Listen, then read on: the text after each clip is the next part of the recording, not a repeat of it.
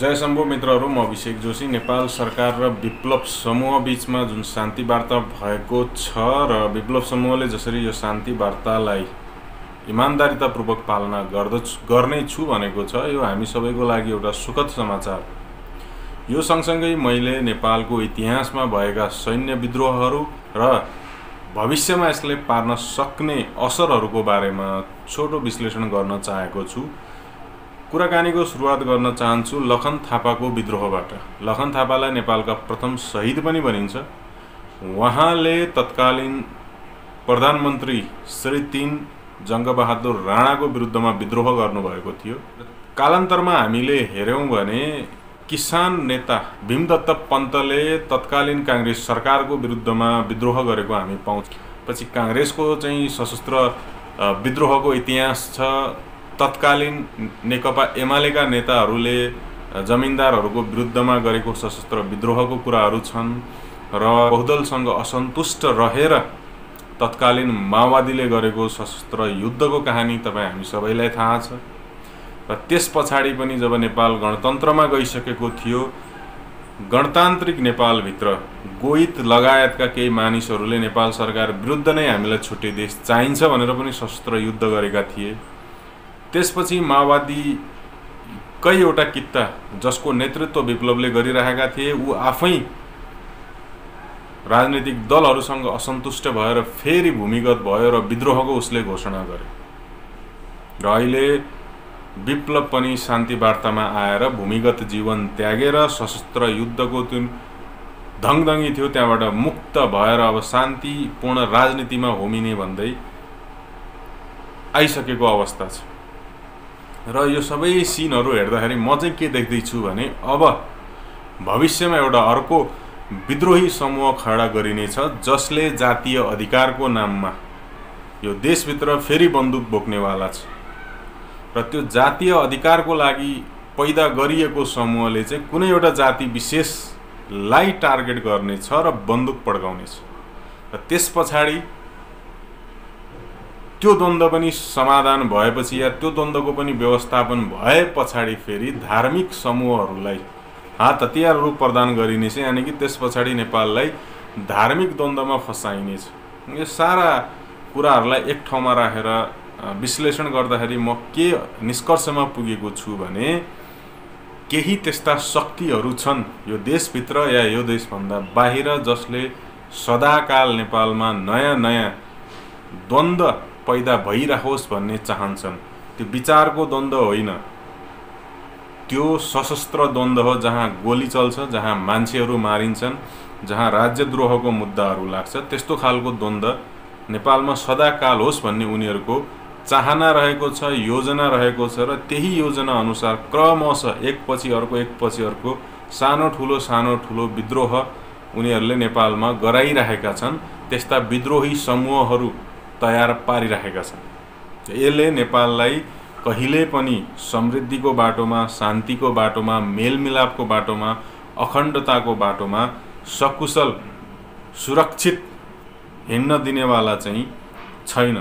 अब जति पनि अहिले मैले यहाँनिर विद्रोहका कुराहरू गरेँ, लखन थापादेखि लिएर अहिले विप्लवसम्म र भविष्यमा गराइन सक्ने दुईटा सम्भावित अर्को सशस्त्र द्वन्द्व, यी सबैको विश्लेषण गर्दाखेरि हामी दुईटा पाटाहरू पाउँछौँ। एउटा पाटो जहाँनिर त्यो सशस्त्र द्वन्द्वको या त्यो सशस्त्र विद्रोहको या त्यो क्रान्तिको मौलिकता छ, जस्तो कि लखन थापाको विद्रोह र भीमदत्त पन्तको विद्रोह हेऱ्यौँ भने त्यो पूर्णतः मौलिक थियो।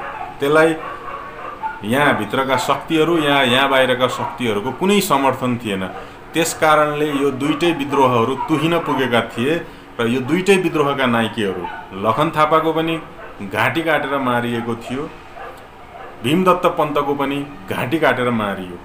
र यो दुईटा विद्रोहलाई कुनै शक्तिको आशीर्वाद प्राप्त नभएको कारणले गर्दा यो दुईटै विद्रोह तुहिन पुगे।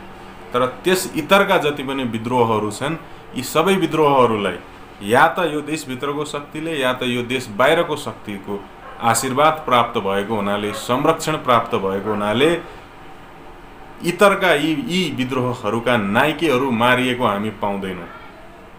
बरु यिनीहरूले जुन उद्देश्यले बन्दुक बोकेका थिए त्यो उद्देश्य कुनै न कुनै रूपमा सफल भएको, स्थापित भएको र ती बन्दुक उठाउने समूहहरूलाई चाहिँ एउटा बलियो राजनीतिक शक्तिको रूपमा स्थापित गरिएको इतिहास हामी पाउँछौँ।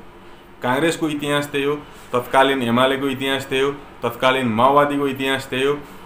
अहिले आइरहेको विप्लवको कहानी पनि त्यही हुनेवाला छ। विप्लव पनि एउटा पावरफुल राजनीतिक दलको रूपमा या शक्तिको रूपमा नेपाली राजनीतिमा स्थापित हुनेवाला छ। र यसले स्थापित गर्ने नजिर के हो त भने, यदि नेपाली राजनीतिमा छिटो छरितो रूपमा स्थापित हुनु छ भने हतियार बोक्नुपर्छ। त्यसको लागि एजेन्डा तमाम छन्। जातिको रूपमा जातीयताको अधिकारको लागि हामी हतियार उठाउन सक्छौँ, या भूगोलको अधिकारको लागि, या खानपानको अधिकारको लागि, या वेशभूषाको अधिकारको लागि, या रोजगारीको अधिकारको लागि, या समग्रमा यो व्यवस्था नै म पल्टाउँछु भन्ने नाममा जुनसुकै नाममा पनि हतियार उठाउन सकिन्छ। त्यो नजिरले स्थापित गर्नेवाला छ। र केही स्वार्थी प्रवृत्तिका मानिसहरू जो छिटो छिटो राजनीतिमा सफल हुन चाहन्छन् या जो शक्तिका भोका छन्, तिनीहरू यसका औजार बन्नेवाला छन्। त्यसकारण मैले भनेको भविष्यमा अब एउटा यस्तो समूह या 3-4 वटा यस्ता समूहहरू स्थापित गरिनेछन् जसले हतियार बोक्नेछ। केका लागि त भन्दा जातीय अधिकार स्थापित गर्नको लागि। र त्यस पछाडि यहाँ फेरि 2-4 वटा अरू समूहहरू तयार पारिनेछन् जसले हतियार बोक्नेछ। केका लागि त भन्दाखेरि धार्मिक शक्ति स्थापित गर्नको लागि, धर्मको नाममा युद्ध गर्नको लागि। अब यसको समाधान के हो त? यी त समस्याहरू भए, त्यो समस्यासँगै समाधान पनि आएको हुन्छ। त्यसको समाधान के हो त भन्दाखेरि 3-4 वटा काम नेपाल सरकारले तुरुन्तै गर्नुपर्ने भएको छ। पहिलो कुरो, यो देशमा जति पनि एनजिओ आइएनजिओहरू छन् ती सबैका अफिसमा ताला लाउनुपर्छ। जो जहाँबाट आएका छन् झोला झिम्टी बोकेर त्यतै जाऊ भन्नुपर्ने भएको छ। तिनीहरू जाने बित्तिकै यो देशमा 50% या 80% द्वन्द्वका समस्याहरू आफै समाधान भएर जानेछन्। र त्यसले के गर्नेछ, वैदेशिक हस्तक्षेप जो एनजिओ आइएनजिओ मार्फत भइरहेको छ त्यो स्वतः रोकिनेछ। त्यस पछाडि नेपाल सरकारले आफ्नो राष्ट्रिय सुरक्षाको स्वार्थलाई केन्द्रमा राखेर कुन कुन देशसँग मित्रतालाई प्राथमिकता दिने भन्ने कुरा निर्गोल गरेर 1, 2, 3, 4, 5 लिस्टिङ गरेर यी देशहरूसँग हाम्रो मित्रता प्राथमिकतामा रहनेछ, यस पछाडिका देशहरूसँग चाहिँ हामी त्यस पछाडि मित्रताको प्राथमिकता राख्नेछौँ भनेर वर्गीकरण क ख ग गरेर वर्गीकरण नगरी हुनेवाला छैन। त्यस पछाडि के गर्ने त भन्दाखेरि जति पनि विदेशी विचारहरू अहिले हामीले बोकिरहेका छौँ, यी विदेशी विचारहरूलाई पन्छाउनुको लागि राज्य राष्ट्रको सिद्धान्त अपनाउनु पर्ने भएको छ। यो राज्य राष्ट्रको सिद्धान्तले के भन्छ त भन्दाखेरि एउटा भूगोलभित्र बसेका हरेक मानिसको भाषा, संस्कृति, रहनसहन, परम्परालाई राज्यले बराबर अभिभावकत्व प्रदान गर्नुपर्छ र उनीहरूलाई बराबर सम्मान दिनुपर्छ, संरक्षण दिनुपर्छ, त्यो कुरालाई विकास गर्नुपर्छ भन्ने कुरा सिकाउँछ। अहिलेको द्वन्द्व पनि यही हो।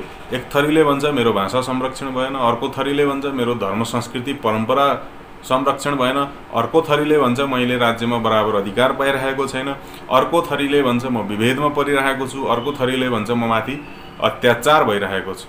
यी सबैको समस्या सम्बोधन गर्नको लागि राज्य राष्ट्रको सिद्धान्तलाई अगाडि लिएर जानुपर्ने भएको छ।